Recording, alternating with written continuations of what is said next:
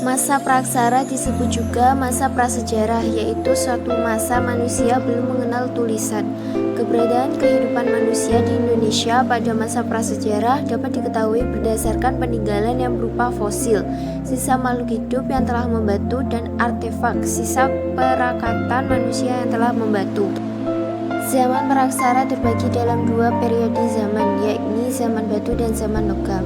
Zaman batu tua, Paleotikum. Pada zaman ini, alat-alat budaya yang ditemukan terbuat dari batu yang terbuat dengan sangat kasar serta sederhana. Zaman batu tengah, Mesolitikum. Zaman ini berlangsung pada masa Holosen. Salah satu ciri khas kebudayaan batu tengah adalah adanya sampah-sampah dapur dari kulit kerang, Kokenmotinger. Zaman batu muda, Neolitikum. Tak seperti dua zaman sebelumnya, di zaman batu muda ini manusia telah mulai memiliki keterampilan. Ini bisa dilihat dari benda-benda perkakas yang sudah mulai diasah dan tampak halus. Kepandaian gerabah ini sudah semakin maju dan dibuat dengan teknik yang halus. Zaman batu besar, Megalitikum. Di masa ini manusia sudah mulai menghasilkan bangunan-bangunan monumental yang terbuat dari batu-batu besar. Tujuan pembangunan bangunan besar adalah sebagai sarana pemuja terhadap roh nenek moyang. Adapun hasil-hasil kebudayaan Megalitikum meliputi menhir, punden, berundak, dolmen, kubur peti, batu, sarkofagus, waruga, dan arca-arca megalitik.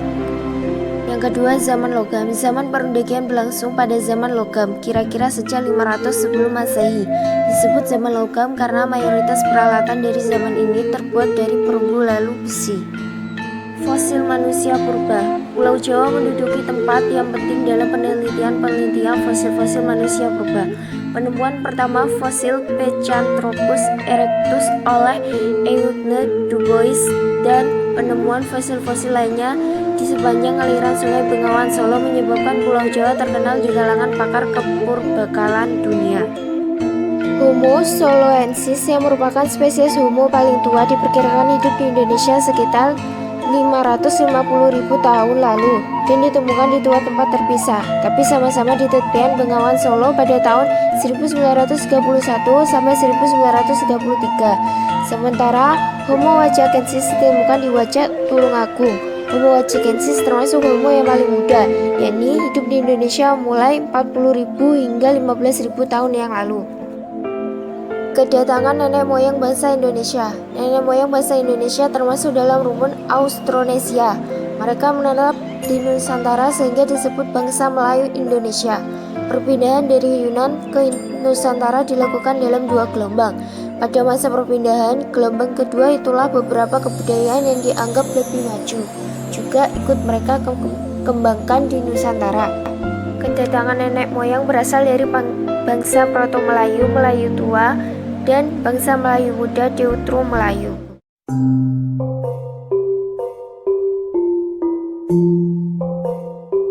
Sistem kepercayaan masyarakat Indonesia diperkirakan mulai tumbuh pada masa berburu dan mengumpulkan makanan.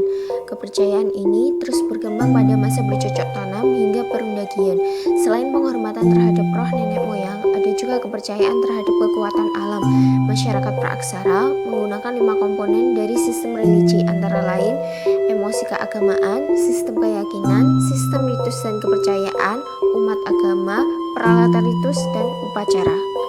Ketika manusia hidup bercocok tanam dan jumlahnya bertambah besar, sistem kemasyarakatan mulai tumbuh, yaitu gotong royong. Sistem kemasyarakatan terus berkembang khususnya pada masa perundakian. Pada masa ini, sistemnya lebih kompleks. Masyarakat terbagi menjadi beberapa kelompok tertentu sesuai dengan keahlian. Sistem persawahan mulai dikenal bangsa Indonesia sejak zaman Neolitikum, yakni manusia menetap secara permanen, sedenter. Kehidupan gotong royong teraktualisasikan dalam sistem persawahan. Kemampuan bersawah semakin berkembang mengingat sudah adanya spesialisasi pekerjaan dalam masyarakat. Dilatar belakangi oleh cara kedatangan nenek moyang bangsa Indonesia dari daratan Asia. Mereka harus menggunakan perahu untuk sampai ke Indonesia. Kemampuan berlayar terus berkembang di tanah baru. Mengingat kondisi geografis Indonesia yang terdiri dari berbagai pulau, kondisi ini mengharuskan orang menggunakan perahu untuk mencapai pulau lain. Perahu bercadik merupakan model yang paling dikenal pada zaman pengaruh Hindu-Buddha. Kemampuan berlayar ini selanjutnya menjadi dasar dari kemampuan berdagang. Itulah sebab sejak awal Masehi bangsa Indonesia sudah mulai berkiprah dalam jalur perdagangan internasional. Ilmu pengetahuan dan teknologi. Sebelum pengaruh Hindu-Buddha masuk, masyarakat telah memanfaatkan angin musim sebagai tenaga bergerak dalam aktivitas pelayaran dan perdagangan, juga mengenal ilmu astronomi sebagai petunjuk arah dan pelayaran atau dalam bidang pertanian. Sejak masa prasejarah, masyarakat Indonesia telah mengenal teknik pengecaran logam. Berbagai peralatan rumah tangga, berladang, berburu, dan lain-lainnya dikerjakan dengan pengecoran logam. Masyarakat juga telah mengenal teknik pembuatan perahu bercadik ini sesuai dengan kondisi alam Indonesia yang terdiri dari pulau kecil dan besar yang dihubungkan lautan. Perahu bercadik itu dapat digunakan sebagai sarana perdagangan. Bangsa Indonesia masa praksara mempunyai satu rumpun bahasa, yaitu rumpun bahasa Austronesia. Bahasa dalam masyarakat praksara berfungsi sebagai alat komunikasi, sosial, dan sebagainya. Masyarakat pada setiap daerah tidak dapat memenuhi kebutuhan hidupnya. Untuk itu, mereka menjalin hubungan perdagangan dengan daerah-daerah lainnya. Hubungan perdagangan yang mereka kenal pada saat itu adalah sistem barter, yaitu pertukaran barang dengan barang. Masyarakat Indonesia sebelum mengenal tulisan telah mengenal sistem kesenian. Keinginan untuk mengekspresikan seni atau keindahan ketika manusia mulai hidup menetap di gua-gua. Ekspresi seni dituangkan dalam bentuk seni lukis dengan media dinding-dinding gua atau permukaan batu. Ketika manusia mulai hidup menetap, ekspresi seni variannya bertambah. Kegiatan seni lukis di Indonesia diperkirakan ada sejak masa berburu dan mengumpulkan makanan tingkat lanjut. Peninggalan kesenian di Indonesia antara lain: yang pertama, cap tangan di dinding gua di Sulawesi Selatan. Kedua, di Maluku ditemukan lukisan dinding gua dan batu karang. Ketiga, di Papua ditemukan lukisan dinding dan karang, bentuknya beraneka ragam.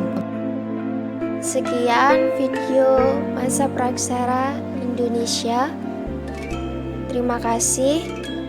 Wassalamualaikum warahmatullahi wabarakatuh.